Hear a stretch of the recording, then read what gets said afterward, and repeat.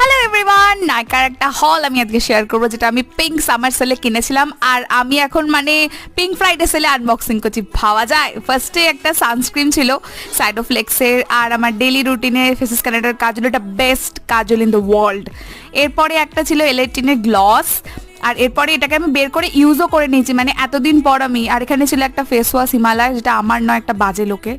আর এটা হচ্ছে একটা মেবেলিনের মাস্কারা, যেটা রিপারচেস ছিল আমার।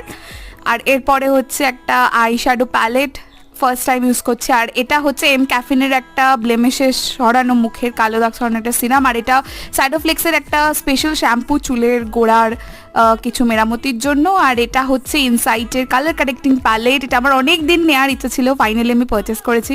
আর এটা ইলেটিনের একটা ব্রাউন শেডের লিপ কালার, যেহেতু আমার ব্রাউন শেডটা ভালো লাগছে আজকাল। আর এটা হচ্ছে একটা pore filling primer. See you in the next one, by.